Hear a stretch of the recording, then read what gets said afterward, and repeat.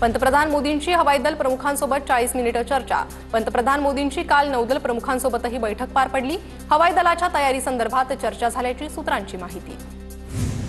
भारतानं कारवाई केल्यास तो पाकवरचा हल्ला मानला जाणार नाही, ती दहशतवाद्यांविरोधातील कारवाई असेल, अमेरिकेचे माजी राष्ट्रीय सुरक्षा सल्लागार जॉन बोल्टन यांचं वक्तव्य।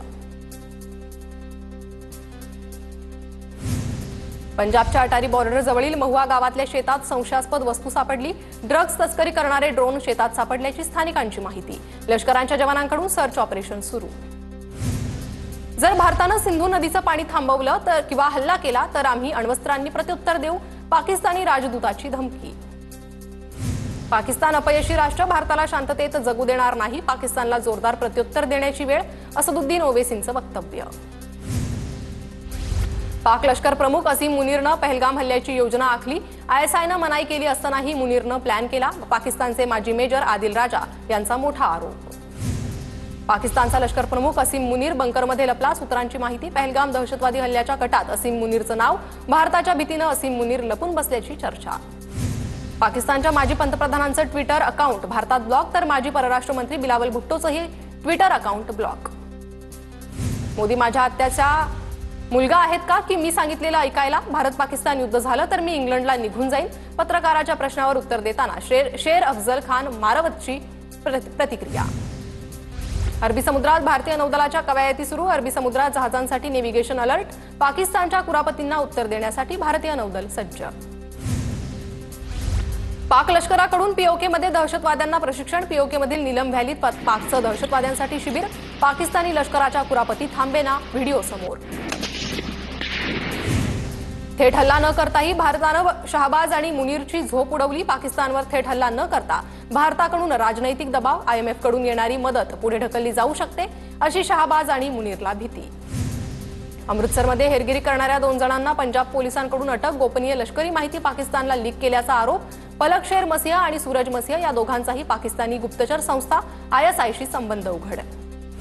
भारताला घाबरलेल्या पाकिस्तान सरकारचं उद्या विशेष अधिवेशन। पाकिस्तान सरकारनं अचानक विशेष अधिवेशन बोलावलं। पहलगाम हल्ल्यावर उद्याच्या अधिवेशनात चर्चा होणार। एलओसीवर सलग 10व्या दिवशी पाकिस्तानकडून शस्त्रसंधीचं उल्लंघन। कुपवाडा, बारामुल्ला, पूंछ, राजौरी भागात एलओसीवर गोळीबार। भारतीय लष्कराच्या जवानांकडूनही गोळीबाराला चोख प्रत्युत्तर। पीओकेतील नागरिकांकडून 2 महिन्यांच्या राशनसाठी दुकानांवर रांगा। पीओके युद्धाच्या दहशतीत मदरसेही तात्पुरते बंद। भारतातील सर्व ऑर्डनन्स फॅक्टरीमधल्या कर्मचाऱ्यांच्या सुट्ट्या रद्द, तर पाकिस्तानच्याही सर्व ऑर्डनन्स फॅक्टरीमधल्या कर्मचाऱ्यांच्या सुट्ट्या रद्द। भारत आणि पाकिस्तानमध्ये तणाव वाढला। आयएमएफ कार्यकारी संचालक के.व्ही. सुब्रमण्यम यांचा कार्यकाळ संपुष्टात। पाकला पुरवणाऱ्या आर्थिक सुविधांबाबत आयएमएफ बोर्डाच्या आढावा बैठकीच्या पार्श्वभूमीवर निर्णय। पाकिस्तानी आर्मीवर बलूच लिबरेशन आर्मीचा हल्ला। बलुचिस्तानच्या कलात भागात पाकिस्तानी सैन्य आणि पोलिसांना येण्यास मज्जाव।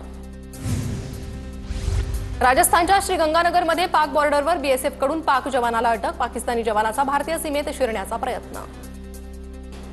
डीआरडीओची स्ट्रॅटोस्फेरिक एअरशिप प्लॅटफॉर्मची उड्डाणं चाचणी यशस्वी। मध्य प्रदेशातील शोपूरमध्ये चाचणी यशस्वीरित्या पार पडली।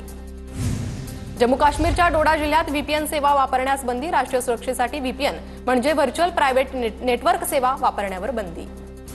सीआरपीएफ जवान मुनीर अहमद बडतर्फ पाकिस्तानी महिलेशी लग्न केल्याची माहिती लपवल्याचा ठपका। महिलेला व्हिसाच्या वैधतेपेक्षा जास्त काळ भारतात आश्रय दिल्यानं सीआरपीएफची कारवाई। पश्चिम बंगाल पोलिसांकडून एका पाकिस्तानी महिलेला अटक झालेली पाकिस्तानी महिला 45 वर्षांपासून भारतात राहत असल्याची माहिती।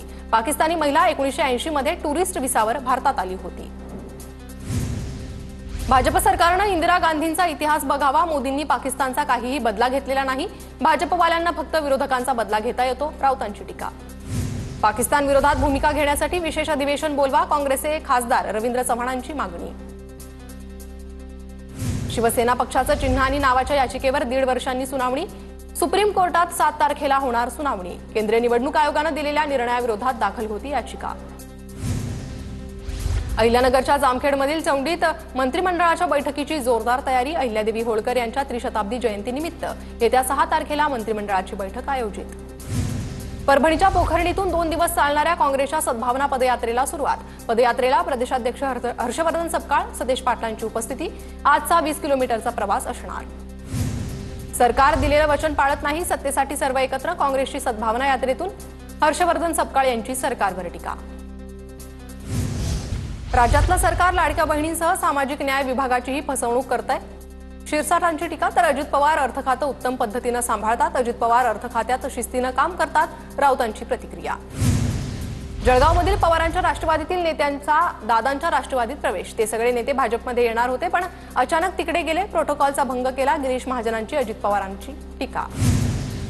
संजय राऊतांकडून शरद पवारांना पुस्तक प्रकाशन सोहळ्याचं आमंत्रण. 16 मे रोजी राऊतांच्या नरकातला स्वर्ग या पुस्तकाचं प्रकाशन. उद्धव ठाकरेंच्या फोटोग्राफीवरूनही दोघांमध्ये संवाद रंगला. मनसेच्या विरोधानंतर उल्लू ॲपकडून जाहीर माफी. उल्लू ॲपवरून हाऊस अरेस्ट कार्यक्रमाचं प्रसारण थांबवलं. अभिनेता एजाज खान विरोधात गुन्हा दाखल. हाऊस अरेस्ट शोमध्ये अश्लील कंटेंट दाखवल्याप्रकरणी कारवाई. एजाज खान, निर्माते राजकुमार पांडेसह इतरांविरोधात गुन्हा. 12वीचा निकाल उद्या जाहीर होणार. राज्य शिक्षण मंडळ उद्या दुपारी 1 वाजता निकाल जाहीर करणार. आदिनाथ कारखान्यावर विजय मिळवल्यानंतर शरद पवार गटाचे आमदार नारायण पाटलांचा राम शिंदेंकडून सत्कार. चौंडीत नारायण पाटील आणि सहकाऱ्यांचा सत्कार. पुरंदरमधील विमानतळाला विरोध प्रकरणी आंदोलक पोलिसांमध्ये धुमश्चक्री. 13 पोलीस अंमलदार, 3 अधिकारी जखमी. तर 200 ते 250 शेतकऱ्यांवर शासकीय कामकाजात अडथळा आणल्याप्रकरणी गुन्हा दाखल. राज्यात 2,14,000 शेतकऱ्यांना दिवसा वीज पुरवठा सुरू. मुख्यमंत्री सौर कृषी वाहिनी योजनेच्या माध्यमातून वीज पुरवठा. राज्यात 1,359 मेगावॅटचे विकेंद्रित सौर ऊर्जा प्रकल्प सुरू. राज्यापुढे अवकाळी पावसाचं संकट. पुढील 5 दिवस कोकण किनारपट्टीसह मध्य महाराष्ट्र आणि मराठवाड्याला अवकाळी पावसाचा इशारा. गोंदिया जिल्ह्याला वादळी वाऱ्याचा तडाखा. आंब्याच्या बागांसह धान पिकाला मोठा फटका. अनेक घरांवरील छतही उडून गेले. मुंबईसह ठाणे, पालघर आणि आसपासच्या भागांमध्ये रविवारपासून पावसाची शक्यता. हवामान विभागाचा अंदाज. मुंबईकरांना उकाड्यापासून दिलासा मिळण्याची शक्यता. नाशिक जिल्ह्यातील घाट क्षेत्रात 3 ते 7 मे दरम्यान हलक्या पावसाची शक्यता. 3 ते 5 मे दरम्यान जिल्ह्याला पावसाचा येलो अलर्ट. पूर्व विदर्भात वादळी वाऱ्यासह जोरदार पावसाची हजेरी. वीज पडून एकाचा मृत्यू तर 3 जनावरं दगावली. काही भागात गारपिटीसह वादळी वाऱ्यामुळे अनेकांची तारांबळ. छत्रपती संभाजीनगरमध्ये आठवडाभरापासून कमाल तापमान 42 अंश सेल्सिअसच्या पुढे.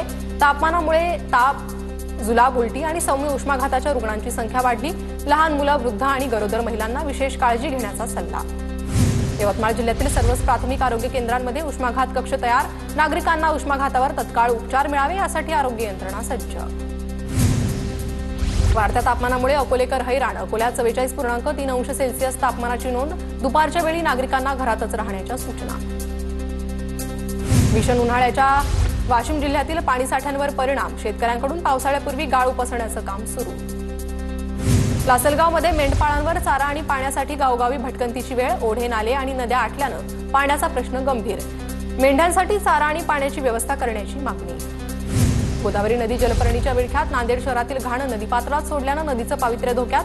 पर्यावरण प्रेमींकडून महापालिकेवर गुन्हा दाखल करण्याची मागणी. नाशिकच्या मनमाडमध्ये तापमानाचा पारा वाढला. जनावरं वाचवण्यासाठी शेतकऱ्यांचे प्रयत्न. उन्हापासून बचाव करण्यासाठी जनावरांना पाण्याचा फवारा.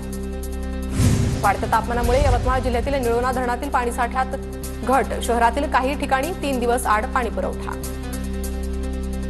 गोंदियाच्या जिल्ह्यातील अर्जुनी मोरगावमधील 18 गावात 3 दिवस पाणीपुरवठा बंद.